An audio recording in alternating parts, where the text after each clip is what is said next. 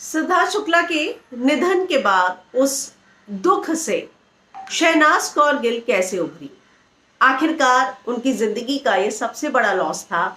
और जब सिद्धार्थ थे तो किन बातों की जिद सिद्धार्थ से शहनाज किया करती थी, इन सारी बातों पर अब उन्होंने जो बीके शिवानी जी हैं, स्पिरिचुअल गुरु ब्रह्म कुमारी की, उनके साथ एक सेशन किया और उसके कुछ क्लिप काफी ज्यादा वायरल हो रही हैं, जिसमें उन्होंने सिद्धार्थ को लेकर बात की है।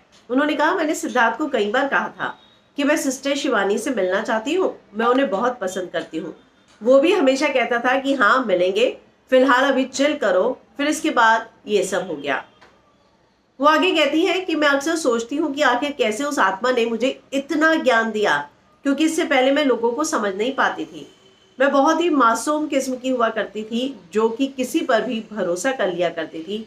लेकिन उसने मुझे बहुत कुछ सिखाया कि जिंदगी में क्या होता है। भगवान ने मुझे उससे मिलवाया, फिर हम दोस्त की तरह रहे।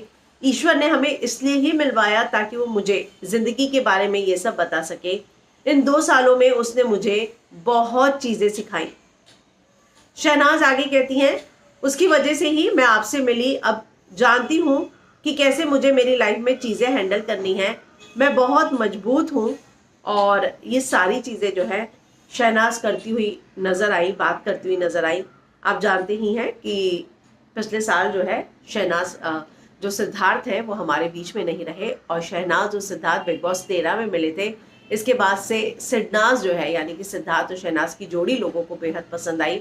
लेकिन जो शहनाज ने शब्द बोले कि मुझे लगता है कि वो मेरी जिंदगी में मुझे कुछ सिखाने के लिए ही आया था, और इस 2 साल में उस आत्मा ने मुझे बहुत कुछ सिखाया, और आज उसी की वजह से मैं आपसे बात कर रही हूँ। ये सारी चीजें शहनाज बोल रही थी, और ये पूरा अगर आप सेशन सुनेंगे तो आपको समझ में आएगा कि शहनाज जो है कितना, अगर मैं कहूँ तो मैच्योर हो चुकी हैं।